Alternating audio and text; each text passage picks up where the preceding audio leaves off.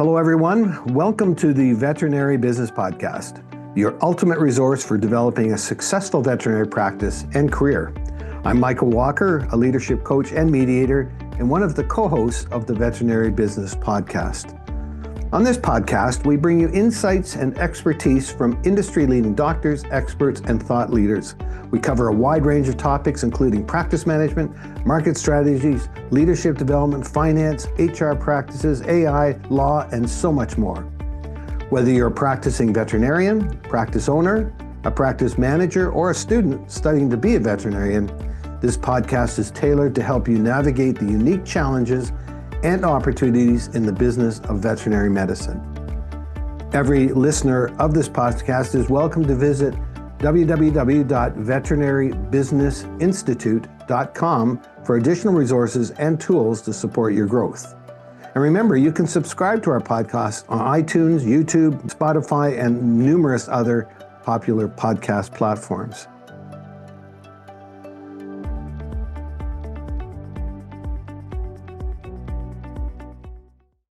Well, today I'm thrilled to welcome Sang Park. It is great to have you here with us today, Sang.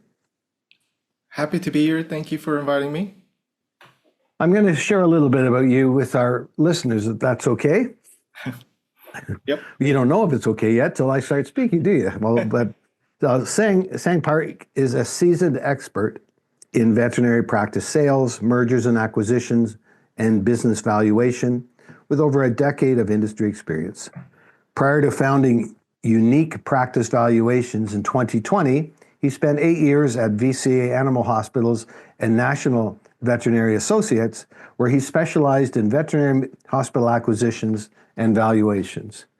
Sang's in-depth knowledge of the veterinary industry and his insider expertise make him uniquely qualified to guide clients through the complexities of buying, selling, and valuing veterinary practices.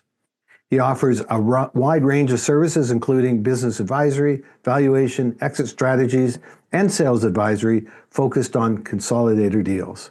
His approach is rooted in providing veterinary practice owners with the tools, strategies, and insights needed to navigate the complexity of business finance, ensuring sustained growth and maximizing the true value of their practices. Now, on a more personal note, Sang and I both wish for the same TV show to come back, Castle. If you haven't watched it, it's great.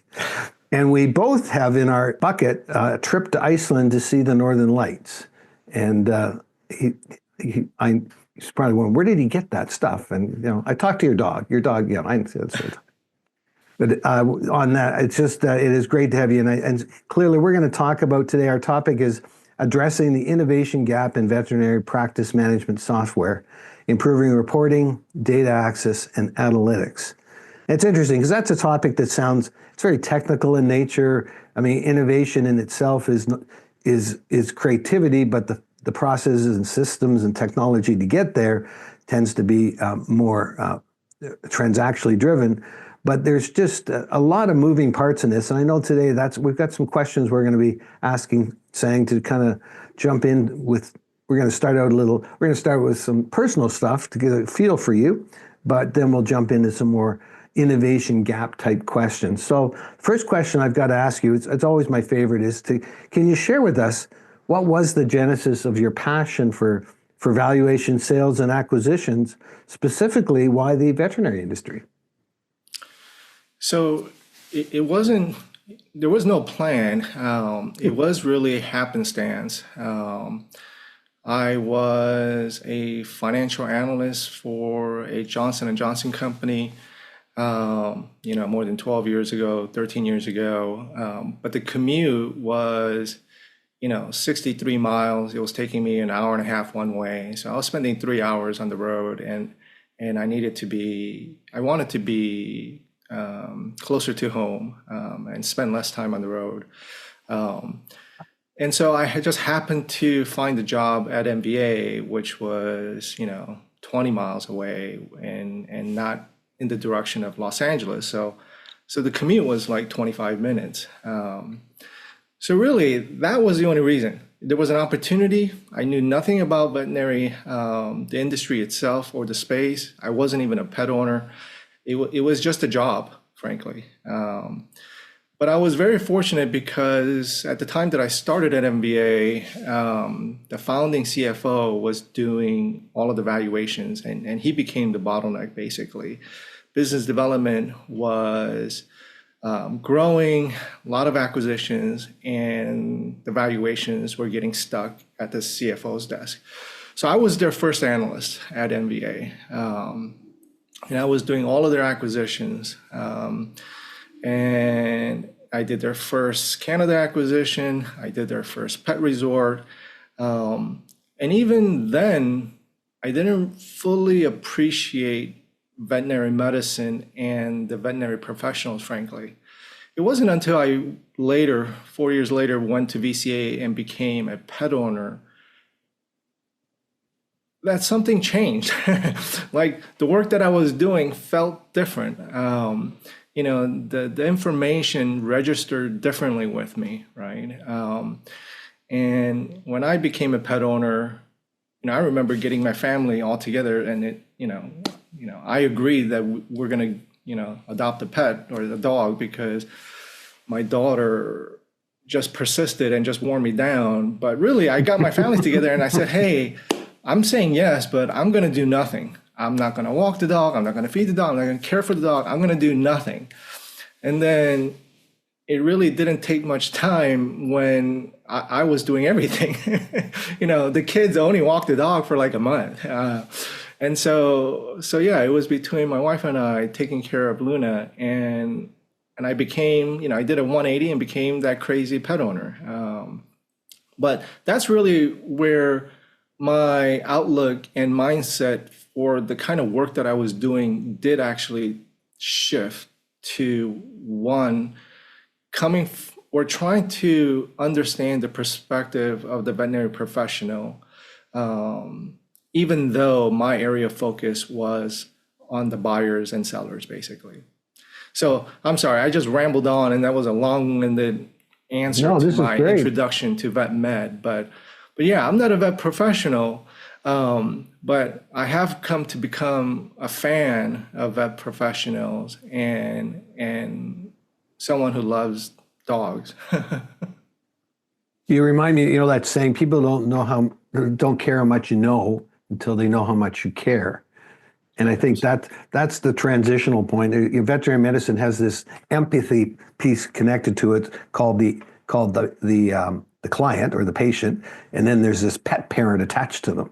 Yep. And I have to tell our listeners that when you go on to Sang's website, it's unique, and I'll give the address to you a little later, uniquepracticeevaluations.com.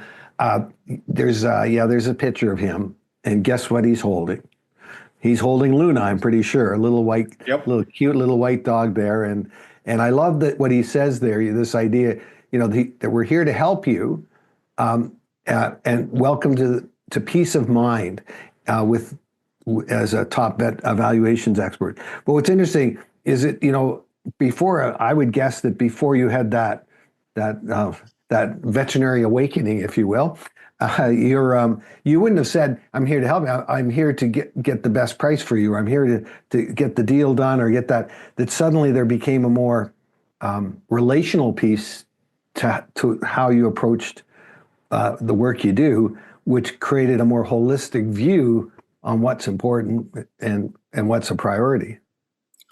So I mean, that's a very nuanced point that you sort of noticed, but that's actually true, because I looked at what my job as really a transactional job, right? I'm looking at it as I need to go through the financials, I need to go through payroll, I need to, it's just a task list for me, and I'm reconciling numbers and, filling out a model and so forth. But yeah, after Luna came into my life and somehow became part of my life, there was sort of a emotional element to all of this, right? It was, I'd be looking at payroll numbers and I'd be like, why is it that an associate doctor's payroll I'm seeing is, $80,000, right? These are not new grads. These are, mature, seasoned veterinarians, and their payroll is not what I would have expected. And before, like, that didn't register with me. It's just a number, right? And so it's like, these are doctors, these are, doesn't make sense. So yes, the numbers felt different to me. It registered different to me. And the transactions weren't so transactional. So I don't know why. The job description didn't change, but I felt I somehow changed. Well, you did, and I think it would be fair to say that, and your little Luna is cutest little thing. I grew up with big dogs all my life. I just had to put down, just say goodbye to my Bernese Mountain Dog last year. But we've got a little one now. Never had a little one, and they sure are love buttons. But what they are stress melters. And it's interesting when you think about it in what you do with business deals, and what's one of the greatest things in our life that is a stressor? Money. It's always, whether it's in a marriage or with your kids or university, whatever that looks like. But there's this underlying, and it's interesting that in the very time that you need somebody who has some bedside manner to be empathetic, a lot of times you don't have that.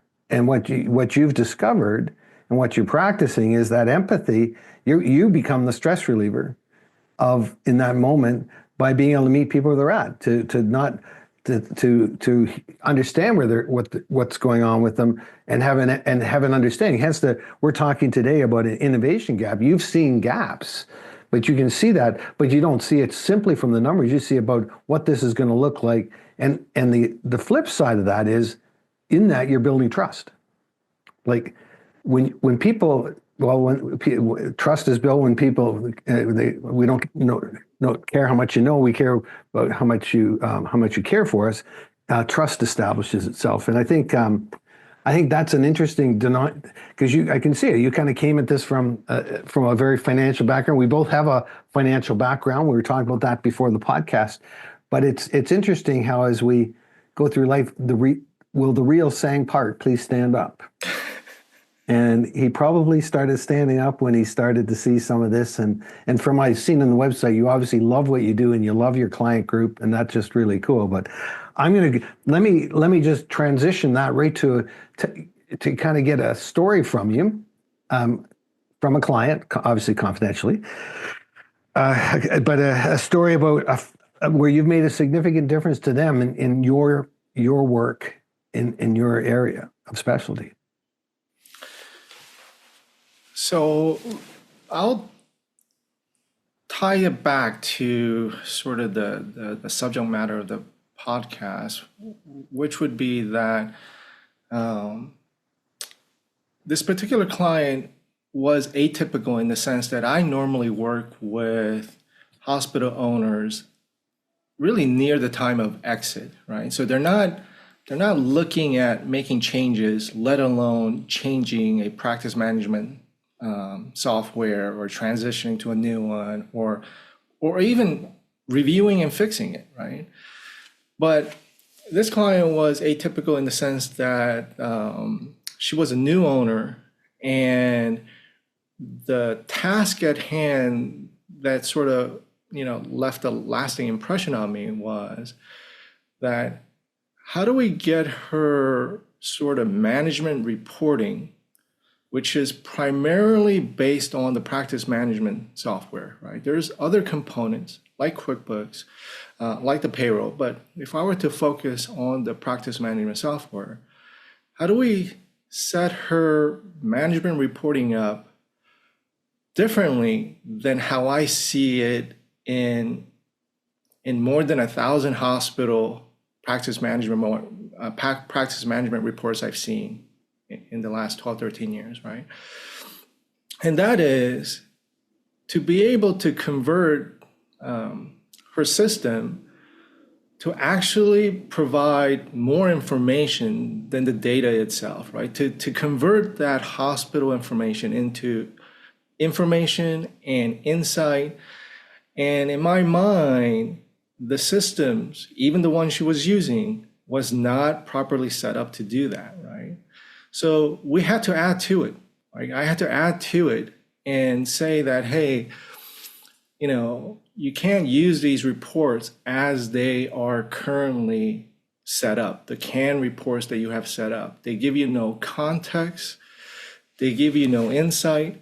What I mean by that is something simple like, doctor production or daily deposits, whatever it may be, or active clients, number of new clients, whatever your system report is giving you. It doesn't give you any context as, January, doctor production was X. And that's all it shows, right? It may list all the doctors, right? But that's all it shows, right?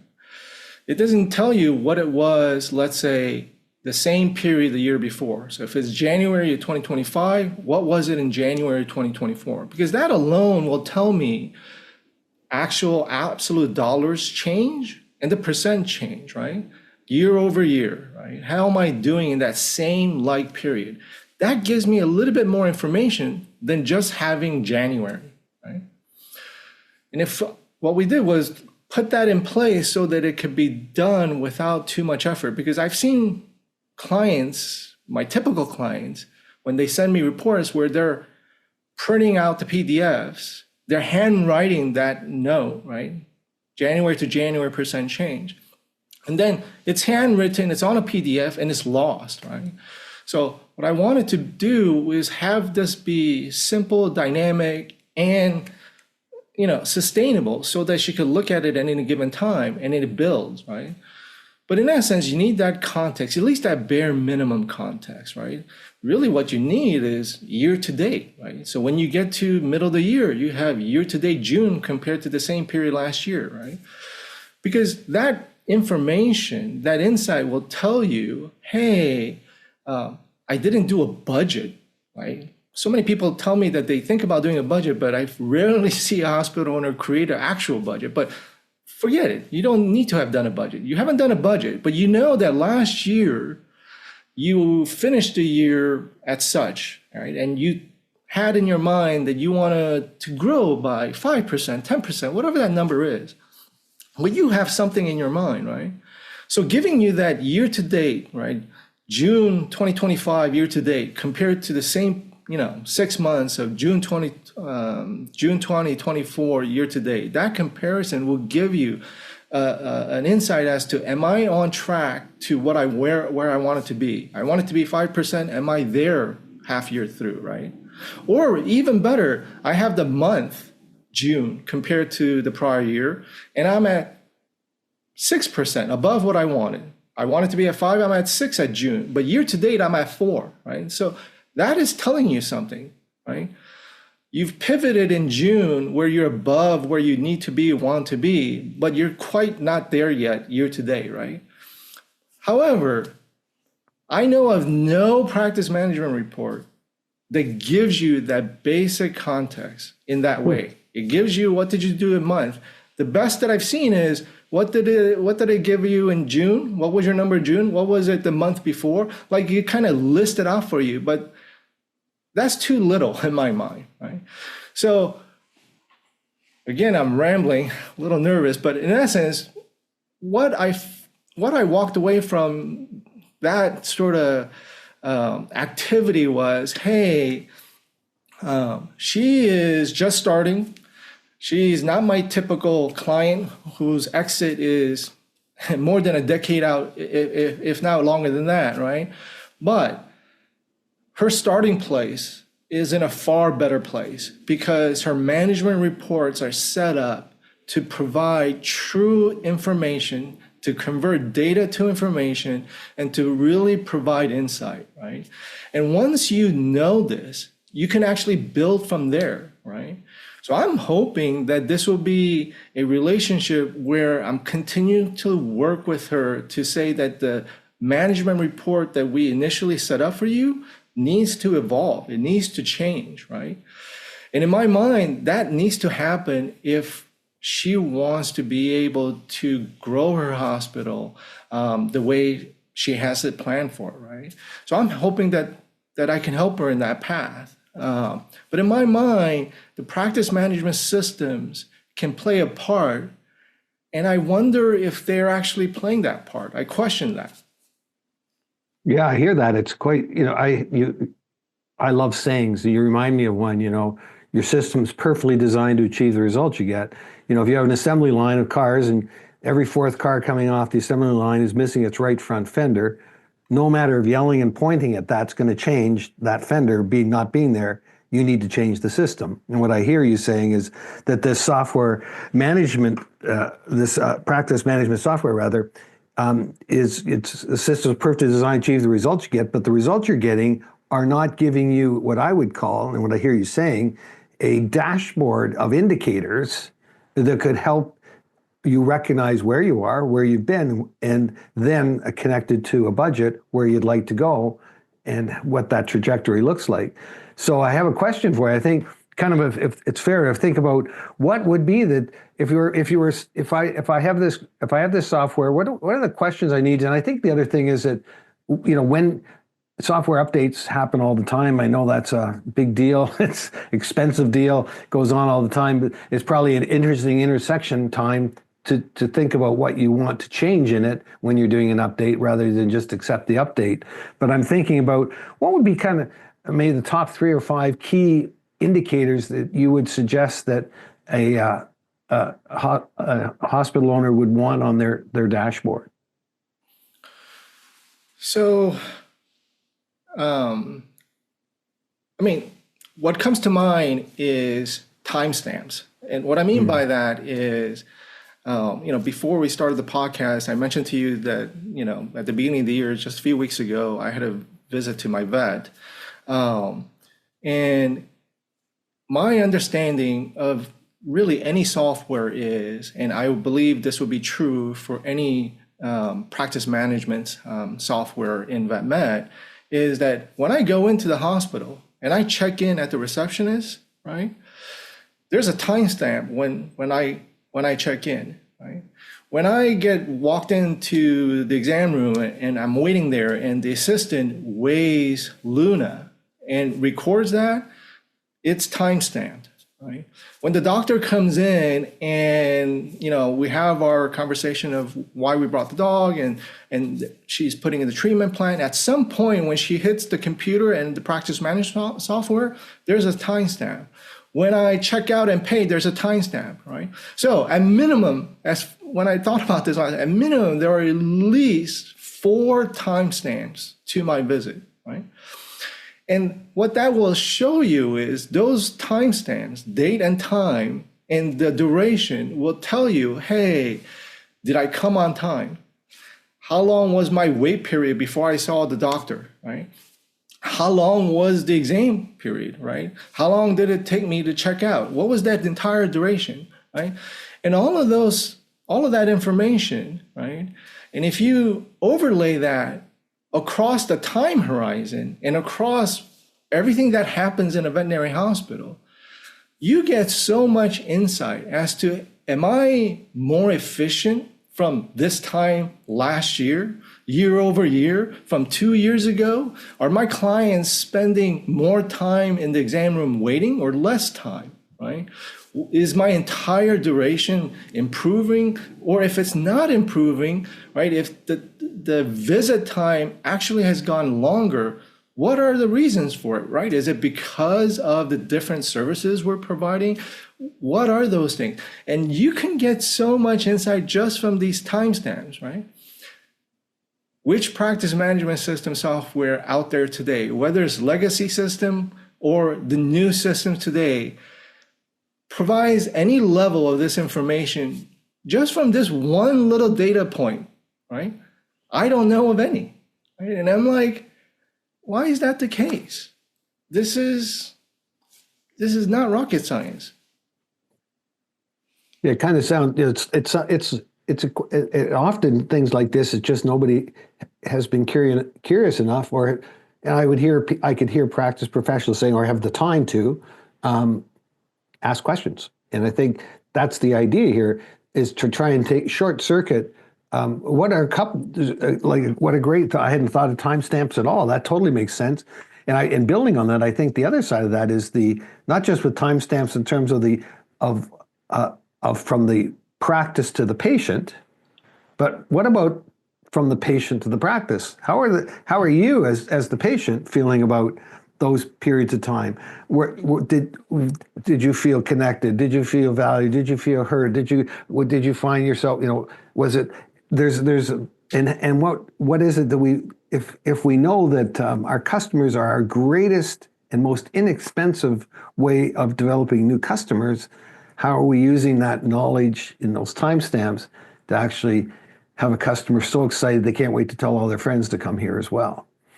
And it just, I agree. The reason I thought about it actually is because my wait time was actually longer than what I recall. Typically, I had to wait for the doctor to come in. And the reason I felt that way was because I was the first patient through the door when they opened at 8 o'clock, right? Nobody else was there. I was the first one.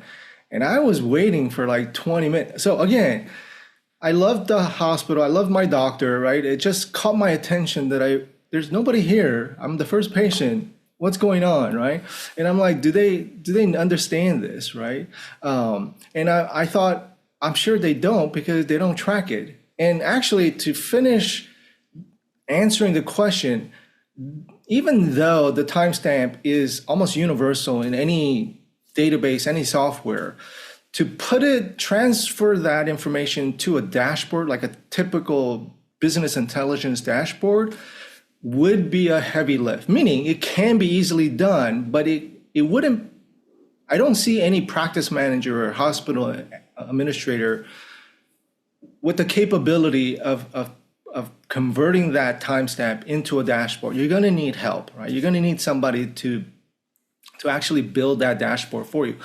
Easily doable, frankly, right? But in the current landscape of what's happening in veterinary hospital, you're going to need some help. And I don't see the practice management softwares doing it for you, right? So there needs to be an intermediary. You need a subject matter expert to get that done. But in my mind, that would be the sort of the roadmap and future I would love to see veterinary hospitals head in the direction of, right? Because there's so much information and so much data flowing through hospitals that gets lost and it's just underutilized and it doesn't change. I mean, I started over 10 years ago and the practice management systems look exactly the same. And even the new ones, the new systems look at least on the back end, reporting, data access standpoint,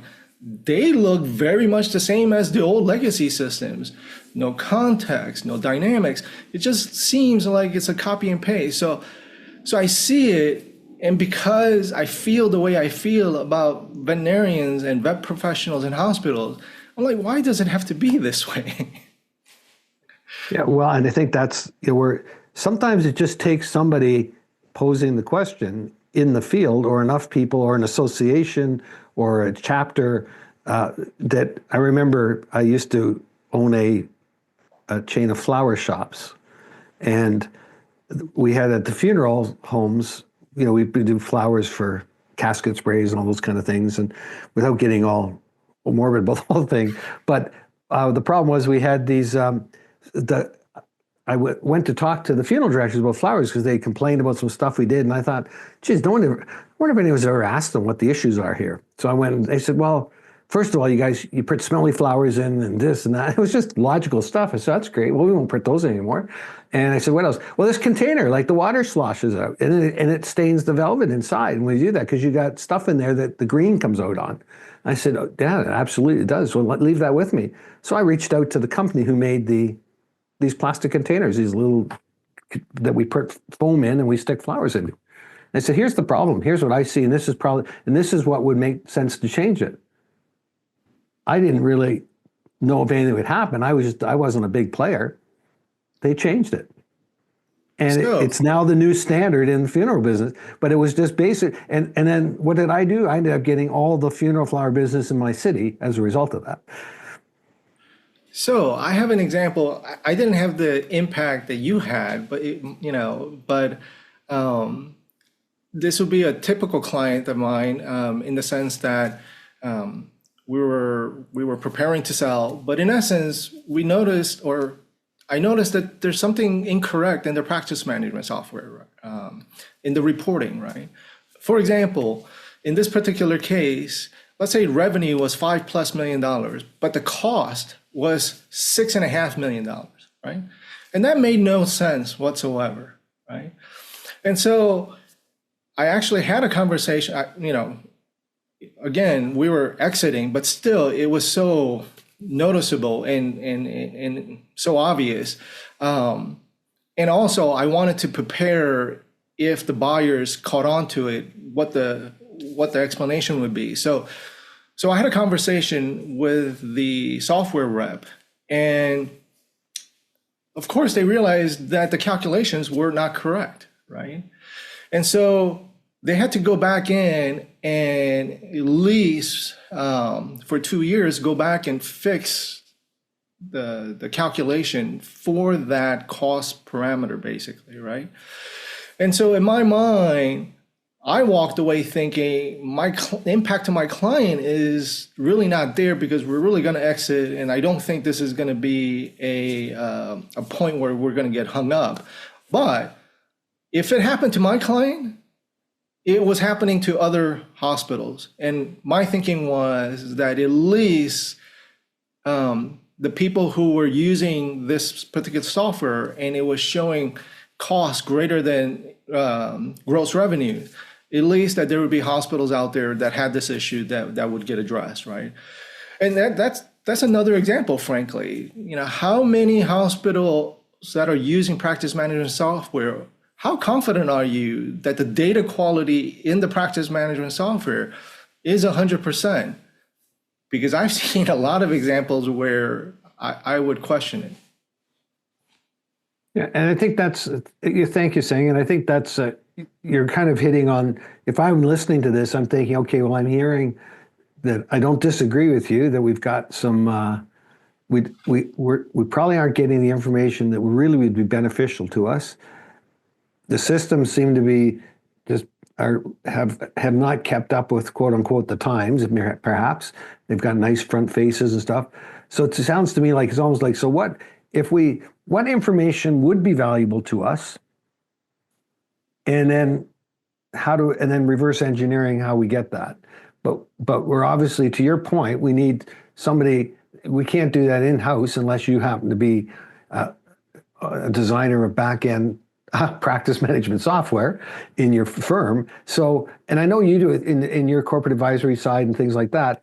If you were looking at that with a firm that's saying, okay, well, we want to get this, and this information, and you mentioned about integration as well. I know that would be another, QuickBooks, vendor or supplier systems.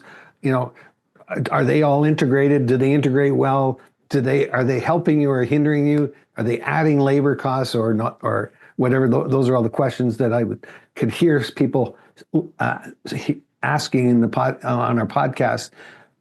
How do you address that? How would you approach this if you're part of this solution? You're actually in to help. We'll go ahead and say solve the problem. So my approach would be this. First, I would say that integration into other softwares, the obvious softwares like vendors, suppliers, QuickBooks, since 99% of hospitals use QuickBooks, payroll, in my mind, is a second order problem. In my mind, the first order problem is this sort of subject of data governance, right? Meaning standardization of how hospital practice management software. There's so many practice management softwares out there, right? Can we all get all of them on at least high level on the same page? Can we do that, right? Can we set some guidelines and standards to report like for like, to get apples to apples, even though every hospital is unique and every hospital is different? Can we still put in some structure to put in some uniform guidelines to say that the data that is available and can be reported on from VetMed could be standardized and formed within some sort of data governance structure, and the data quality is reliable. And in my mind, that is the first order problem I think we need to head to, because once we can get our arms around that, then we can start thinking about that second order, or integration into other softwares, right?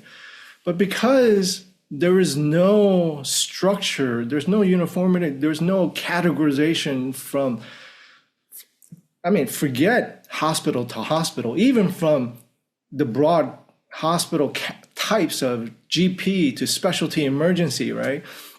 Even at that level, for GPs, can we have some sort of working definition of how to categorize and define services being provided at GP hospitals, right? And you may need a modified governance for specialty emergency, because that business is actually distinct and different, right? But in my mind, you got to have some sort of standard in place and some governance in place.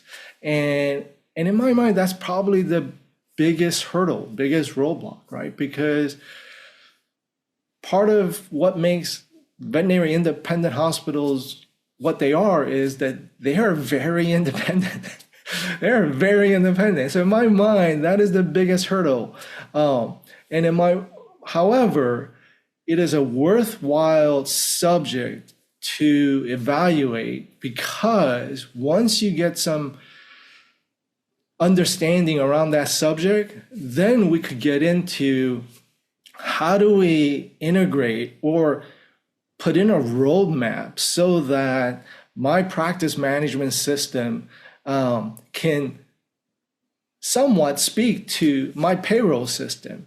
And then that integration will bring aggregation of data, and I'll be able to go, my payroll data will give me hours for staff, right? Salary is, usually marked as salary, and you don't have hours in the payroll report, but hourly staff, they give you hours, right? So you can go, hey, my staff hours was X in 2024, right? And that's a 20% improvement to what it was in 2023. But not only that, not only look at it from a staffing hours perspective, connect it to your practice management system and go, hey, I saw a 20% increase or decrease, right, in staff hours, but that resulted in these results from a practice management system. So you can start integrating that information and aggregating insight that probably is lost today, probably is even unknown. That saying, you don't know what you don't know. There is so much of that in a vet hospital, I'm afraid, right? And so yeah, I would really love to see some direction where we can tackle these first order problems. Well, I'm thinking, I'm listening. I'm thinking, if I'm a practice owner or vet, I'm thinking right now, people are listening and they're buying it. They're agreeing with what you're saying. There's heads nodding, going, yeah. But here's the $1 million question that I hear is, well, where do I start? How do I start? Like, what's the right next step? Not, for me, I know that it's one thing. So I'm going to go do this, but I have this mindset where I'm doing it forever, as opposed to this next season, whatever that season looks like. How do I start this? What do I do? What could I do right now? I get off this, listen to this podcast, something I can start. I think that's the question is for me, that if I could put that to you saying, where do we start? Where do I start? That's absolutely fair, right? If I was a hospital owner, if I try to imagine myself and put myself in their shoes, right? I'm not going to wait for the AVMA to take on this cause, right? Because who knows when that's going to be, or if that's ever going to happen, right? And I want a solution today, right? So in my mind, where I would start is you got to be able to go to your practice management system and evaluate where the current state is. What value am I getting from my practice management system, right? And from there, you got to ask the question, what do I wish it can do, right? What do I want, right? I want to be able to get the weight of my patients, but I don't want to have to get that information by going through the screen and going from visit to visit. I want a dynamic report, right? For example, so you got to go through that exercise and say, where am I today? And yet, what do I want out of my practice management system? And how can I get there? And that would be the next question, right? I go through that thought process and go, hey, I can get there because I can reach out to my practice management rep and request a different report because they have that support, right? And I don't know if they all do, but I do believe some provide that support. So I would start there, get that new report, right? Or if I was having that conversation, again, I would go back to what I shared, right? There is so much that you currently have. You just have to slice and dice it differently. And you do need some basic, what I would say, Excel skills, right? You'd have to be able to go get the data, right? You'd have to slice and dice it, because even if you're able to go retrieve the timestamp, right? Most practice owners, administrators, practice managers are going to go, what do I do with it? How do I convert it into a dashboard, into a business intelligence element, right? How do I make that conversion? And that does take some technical skills, right? So call me or call somebody who can do that. But in my mind, that is an effort well spent, because that extra insight will go into perpetuity, right? Once you have it, you will continue to have it. And once you have that vision, you'll be able to see far more and see, what else do I want? What else have I been missing, right? So in my mind, you would have to start at your own hospital. You'd have to start from there. But really the mindset would be, I'm not happy with what I currently have. I don't use what I currently have because it doesn't bring me that much value. You got to be able to move away from that mindset and go, I need to do something else in 2025. I want to leverage all the information there. I want to recognize that I'm not getting value out of it. And I'm going to do what's necessary to make that turn and get more business intelligence value from my practice management system. And it needs to happen at individual hospitals. And when enough hospital owners do that, they're going to tell their friends, basically, right? And once there is enough momentum, hopefully a group like the AVMA will take it on and go, hey, this is what's needed for our profession. We can bring to bear our resources and create some sort of standard or guideline, structure, something to put our arms around. There are 36 practice management softwares out there, and they're all winging it on their own. It doesn't have to be that way, right? They can be unique, they can do their own thing, but it could be under the framework of, hey, we need to be able to, I'm going to pivot here. For example, dental services. Like if I were to go to the FVMA, will they be able to tell me how many dental services are being done in California, in the US? How many are done today versus how many were being done, 5-10 years ago? In my mind, that information is out there, but I don't think anybody knows. I don't think anybody knows, because it's just out there, but nobody's made an effort to collate it, to put it together, basically, right? Yeah. And it's unfortunate because there's so much conversation about, cost of veterinary care going up, and we don't really have good answers, in my opinion, right? It's not a simple, there's no simple answer to that question, right? There's a lot of variables that come into play, but in my mind, if we had the ability to use the data and practice management software more effectively, we'd have more answers. And it just bothers me that we're not at that point, frankly, right? And then we have like topic like AI, right? All that data that AI is going to drive, right? How are we going to access it? We're not even accessing, doctor production deposits in the most effective way. When you layer in where AI is taking vet med, where's that data going to go? Or how is it going to be used, right? Who owns that data, by the way? I'm sorry. I'm just. You're on well, Sang, I'm going to just, and we need to watch our time as well. But I want to. So the question that I had thrown out was this idea of so where do I start? And you made it really clear, really very concrete. First of all, that's the evaluation of the current state of the info that is useful or that is helpful or isn't helpful, but really where does it stand right now? And then what do you wish? It's this idea of what's your vision for information? How do you want to use it to achieve that passion, the vision for your practice, the growth, what that looks like, and what are the things that go with that? And probably your team can help with that because they have hands-on knowledge in the different dimensions. And then how do I get there? What does that look like? What are the steps to take? And I think I would add 2 steps to it, Sam, if I could. And the other thing is, what would a win look like? That you've made some progress. Because problem is, a lot of times we do this stuff and we just don't think we're getting any progress because it's too small and we're too big in looking for it. It's like we're looking over top of it. We need to make sure we get the little wins in something like this because they will build up to be the big wins.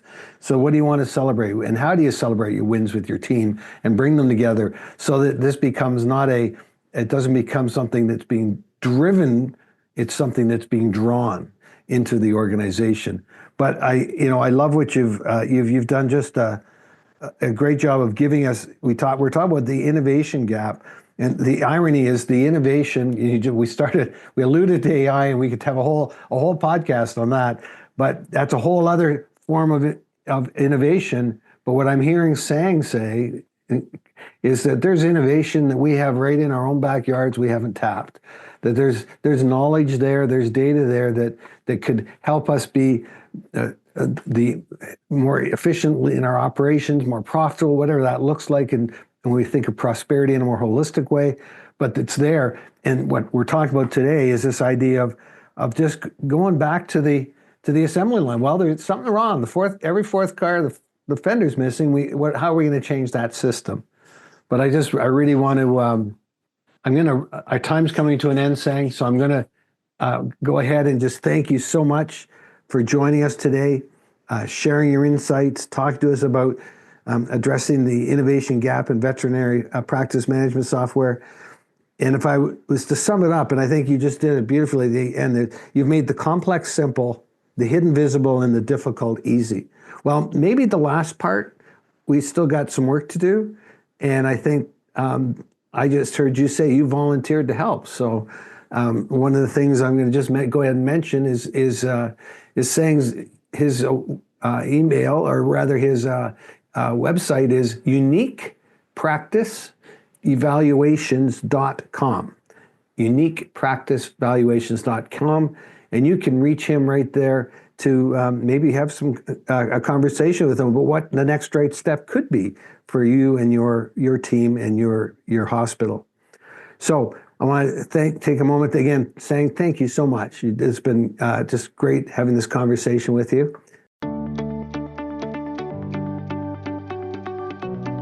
I also want to take a moment to thank our listeners. We appreciate each and every one of you.